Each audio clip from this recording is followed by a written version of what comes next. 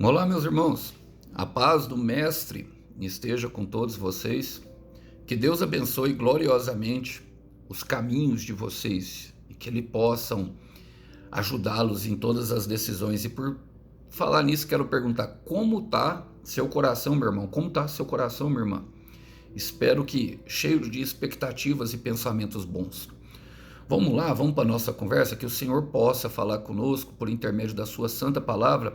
E o texto hoje, para a nossa breve reflexão, ele encontra-se no Evangelho de Jesus Cristo, segundo Mateus, capítulo 27. Quero ler com vocês do versículo 62 em diante. Diz assim: no dia seguinte, no sábado, os principais sacerdotes e os fariseus foram a Pilatos e disseram: Senhor, lembramos que quando ainda vivia, aquele mentiroso disse: depois de 3 dias ressuscitarei. Por isso pedimos que lacre o túmulo até o terceiro dia.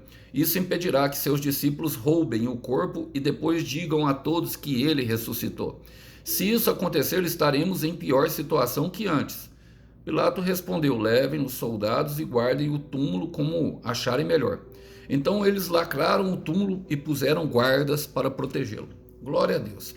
Irmãos, a palavra de Deus, e aqui está falando do dia seguinte, do sábado, logo depois da morte do Senhor Jesus. Esse é o contexto, o cenário atual dessa palavra. E a palavra de Deus, todas as histórias nela contadas e tudo que ela representa, vem com um simples motivo: tornar o homem mais sábio e a mulher de Deus mais sábia em suas decisões, para que possam percorrer os caminhos que o Senhor tem, a fim de tomarem decisões acertadas sobre todas as áreas da sua vida.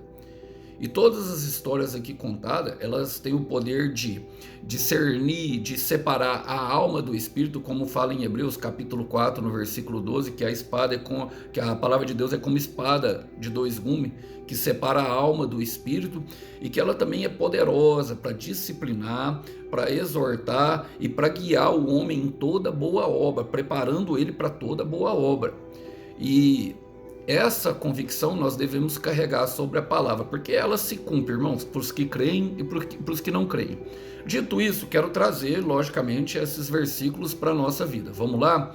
Começa falando assim, ó: no dia seguinte, no sábado, os principais sacerdotes e fariseus foram a Pilatos. Irmãos, percebam, são fariseus e sacerdotes. O sacerdote, na antiga aliança, a responsabilidade dele, intercessão e oração pelo povo, levar os pedidos do povo ao Deus. E os fariseus seriam o exemplo daquilo que se deveria fazer, guardavam a lei, zelavam para que ela fosse praticada. E isso traz para nós uma reflexão, porque o sábado era um dia de consagração ao Senhor, era o Shabá. O Shabá era um dia de honra ao Senhor. Era um dia totalmente dedicado ao Senhor.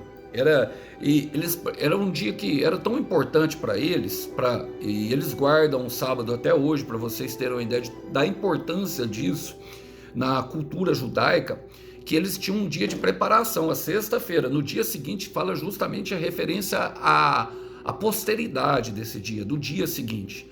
Um dia antes eles se jejuavam, para que no dia seguinte eles teriam ali a presença de Deus, honrando, descansando, ficando com a família, ensinando os teus filhos. Era um dia a qual se deveria praticar o bem, um dia a qual seria de honra ao Senhor. Mas eles estavam com intenções malignas nesse dia. Queriam cumprir os seus próprios interesses. Hoje, logicamente, irmãos, isso foi abolido. Eu sei que tem pessoas que guardam o sábado, irmão, e se isso te faz bem, minha irmã, te faz bem, não estou aqui para dizer que não, sabe? Cada um deixa que a sua consciência fale por você.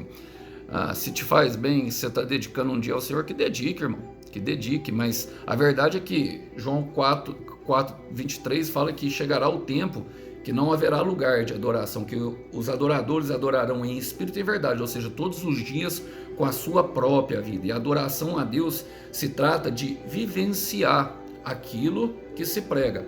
Então, eu quero ler com vocês, porque esses homens estavam com o coração cheio de si, esses homens estavam com interesses egoístas.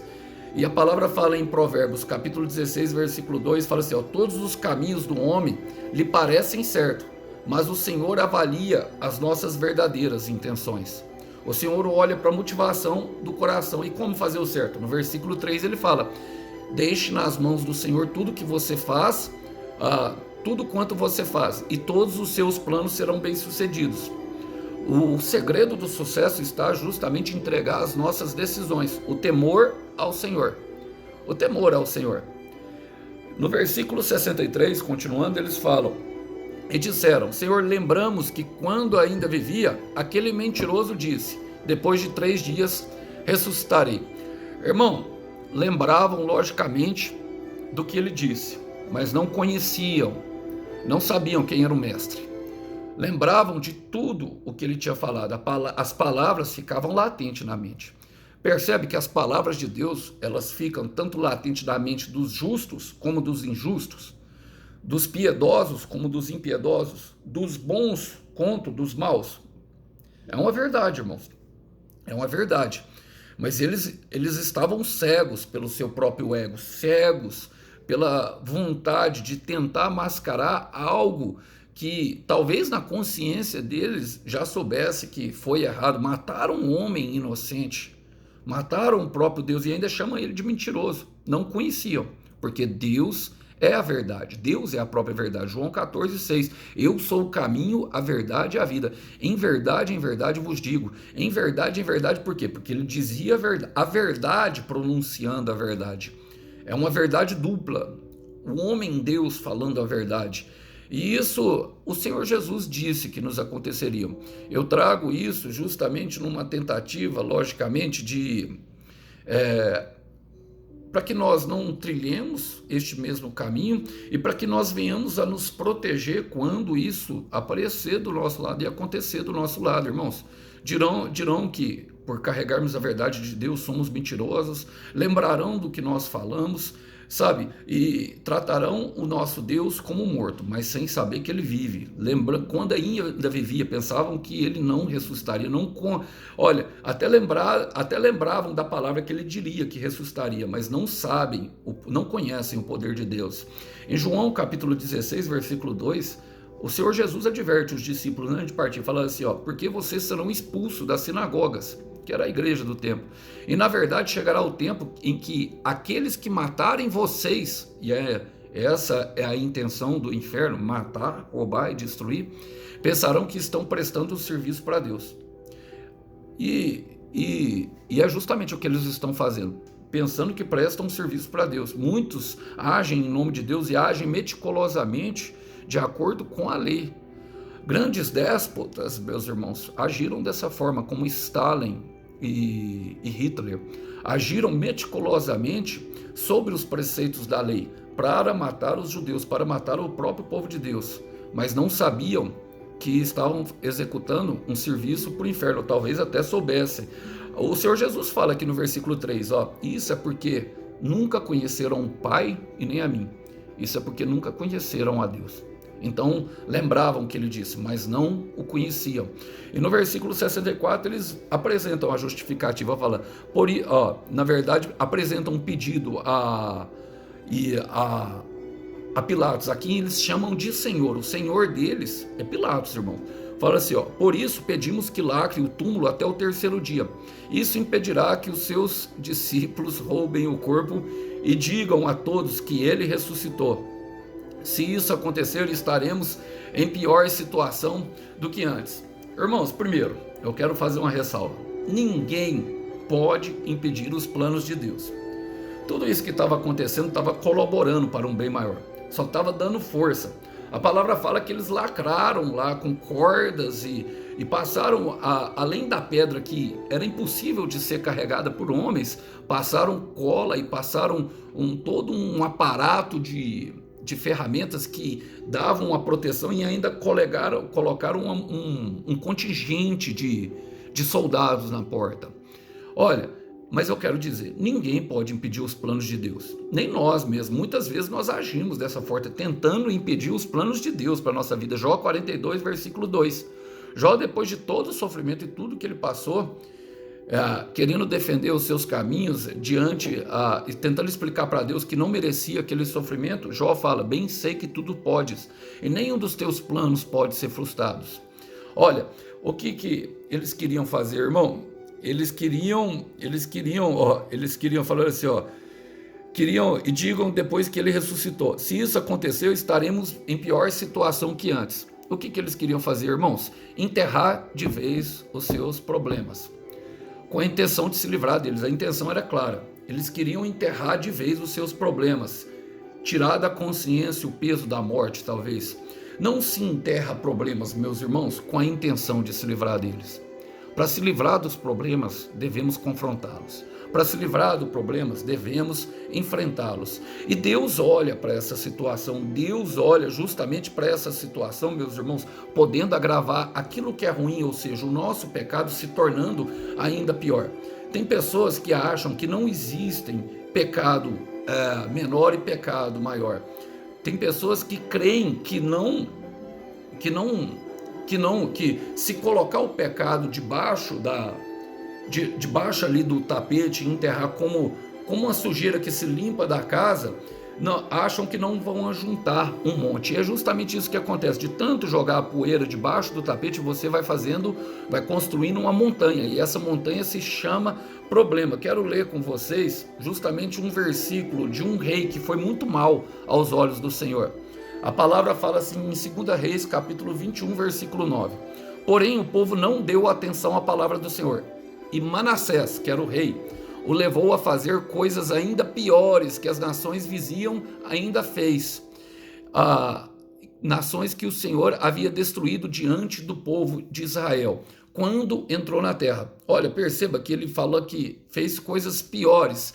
Irmãos, a palavra fala, no livro de Reis, nós vamos ver, quando começa narrando um rei, eles falam assim, o autor do texto: e o pecado deste rei foi pior do que o antecessor.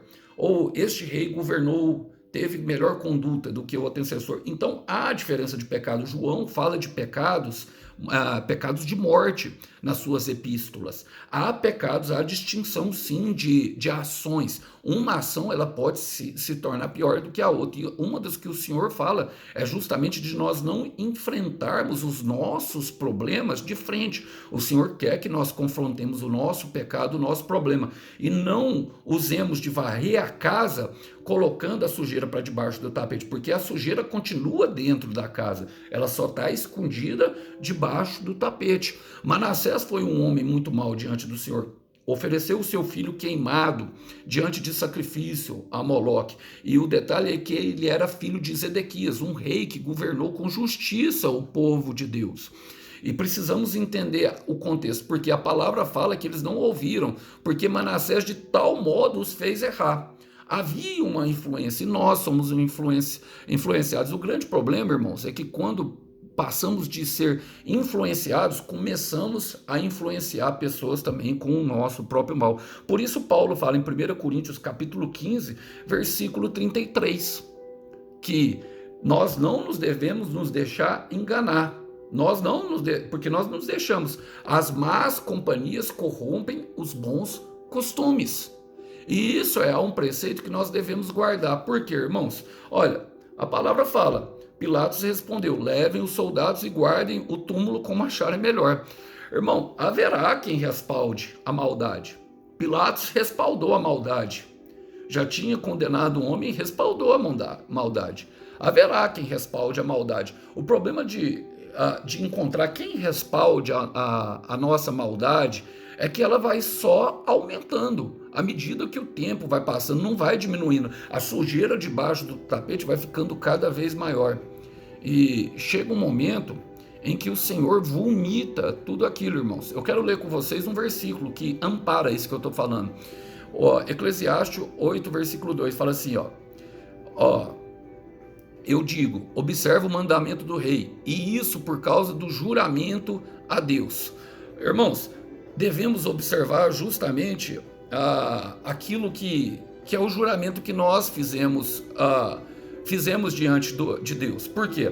Porque o juramento diante de Deus, ele, mesmo que apareça bastante dificuldades no nosso caminho, e acredite, irmão, o inferno tentará se levantar diante de nós, tentará se levantar diante de tudo que nós fazemos para poder fazer com que a dificuldade nos pare de fazer o bem. E eu carrego uma certeza comigo, irmãos, que nós precisamos observar e analisar nós mesmos, porque eu sei que eu sou a mudança, e eu não posso ficar quieto. A mudança que nós esperamos no mundo, ela começa numa realidade interior, de uma transição daquilo e de um juramento que nós colocamos diante do Senhor. Os versículos adiante vão falando que aqueles que enterram o mal vai ficando cada vez pior, o mal vai ficando cada vez mais difícil de ser suportado. Agora, precisamos compreender essa situação. Por quê? Porque toda vez que não confrontamos a dificuldade, toda vez que não confrontamos a maldade, além de tudo, vamos encontrar alguém que nos respalde, como Pilatos, no meio do caminho. E esse momento nós entendemos que acontece o seguinte, que é o que ele fala aqui, ó. Então eles lacraram o túmulo e puseram guardas para protegê-los. Olha, essa expressão fala justamente da proteção da morte, meus irmãos. Eles guardaram a morte, irmãos. Eles não se colocaram a limpar aquilo que era sujo, mas eles guardaram aquilo que estavam trazendo sujeira. E pior do que isso, colocaram guardas na frente, em guarda contra o oculto, irmão. Em guarda contra aquilo que deveria ficar escondido. O túmulo de Jesus, ele representa justamente o coração do homem, que há morte em nós por causa do nosso pecado. E muitas vezes a pedra representa a dureza do coração. O que eles fizeram foi justamente reforçar a dureza do coração, a dureza do pecado, irmãos. A dureza daquilo que deveria ser justamente escondido. Olha, eu quero ler com vocês um versículo, porque ele fala justamente sobre isso. Está em Salmos capítulo 19, versículo 12 e 13. E é o salmista Davi que traz esse versículo para nós. Ele fala assim, ó: quem há que possa discernir as próprias falhas? Absolve-me das que me são ocultas. Também da soberba guarda o teu servo, que ela não domine, então sempre irrepreensível, e ficarei livre da minha grande transgressão.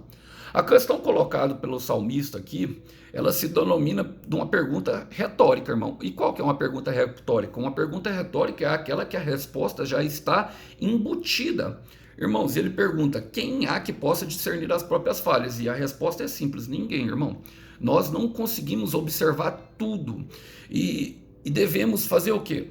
Jeremias 17:9, ele já traz a resposta para nós. Ele fala que enganoso é o coração do homem, mais do que todas as coisas, e desesperadamente corrupto. E no versículo 10 ele fala que o Senhor é o Senhor que sonda a mente e o coração.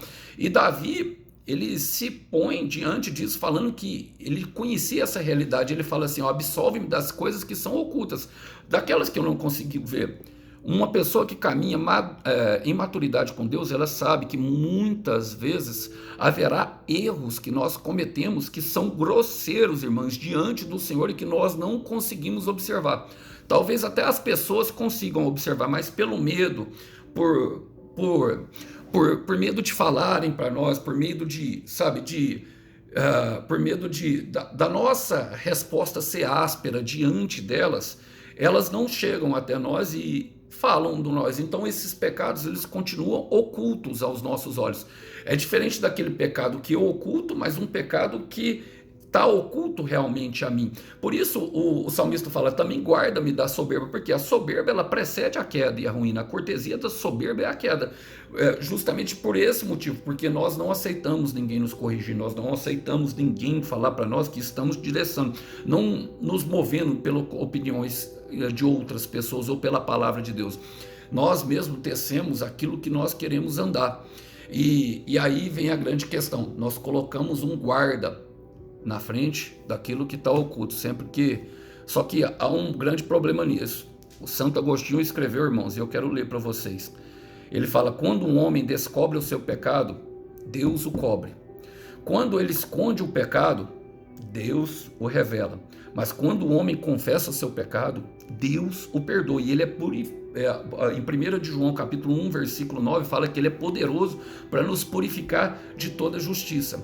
E eu, logicamente, quero terminar aqui, irmão, com esperança. Por quê? Nós não devemos guardar em oculto. Eu estou pregando aqui para pessoas que, por medo e por insegurança, sabem que tomaram decisões erradas na vida. E isso foi culminando em decisões cada vez mais erradas. Uma decisão tentando ocultar algo que fez de errado justamente para guardar, para não ser exposto à vergonha. Bom, só há uma forma, irmão, irmã, confessando. Deus revela o pecado daquele que está oculto. Ele vomita os ídolos da terra. Ele chega um momento que ele coloca, ele vai avisando, e nós precisamos entender isso. Olha, os irmãos de José fizeram o mesmo com eles. Os irmãos de José, nós percebemos quando há o encontro de José, que eles estavam com o coração atribulado, esconderam durante do pai dele a morte de José. Falaram que o pai, que o José tinha sido atacado por uma besta fera. O pai chorava a morte de José depois de mais de 18 anos, e ocultaram aquilo. José, na verdade, ele sabe que aquilo foi feito para intentar a vida para eles, e Deus usa todas essas coisas justamente, por quê? Porque o Senhor Jesus, no final das contas, ressuscitou, mas aqueles homens guardaram uma amargura grande. A palavra fala que quando eles viram José, eles ficaram com muito medo. Bom, mas nós precisamos entender que Deus trabalhou no coração de José, e nós precisamos, nós que estamos aqui justamente para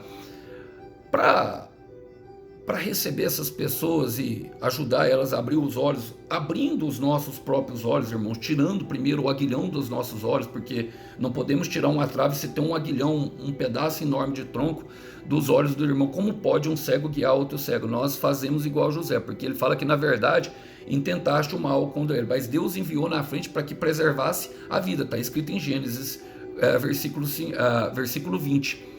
E no final das contas, tudo é para a glória de Deus. Tudo que tem acontecido é justamente para trazer esperança.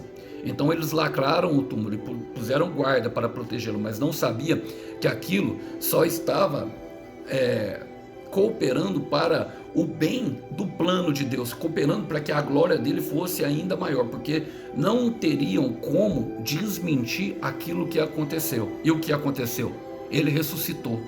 E haverá vida, irmãos, e será assim na nossa vida. Quando toda a morte for lançada para fora, sairá do túmulo vida, sairá do túmulo com vida. Eu quero decretar, vai dar sinal de vida, vai dar sinal de vida. Aquilo que está guardado em oculto vai dar sinal de vida, e vai ser para a vida, vai ser para conservar em vida, vai ser para preservar a vida, vai ser para preservar a vida, e naquele momento não haverá mais vergonha. Deus cobre o pecado, ou seja, Deus cobre com as suas asas, coloca debaixo das suas alas. Agora aquele que está escondido vai ser revelado, agora o que vai ser confessado vai ser perdoado. E eu quero terminar com Isaías capítulo 43, versículo 13, a qual ele fala: ainda antes que houvesse dia, antes de todas as coisas, eu sou, e não há quem possa se livrar da minha mão. Agindo Deus, quem impedirá? Deixe Deus, meu irmão, deixe os planos de Deus se cumprir na sua vida. Abdique dos próprios planos, abdique que nós venhamos a abdicar dos nossos próprios conceitos e colocar diante de Deus tudo aquilo que deve ser colocado.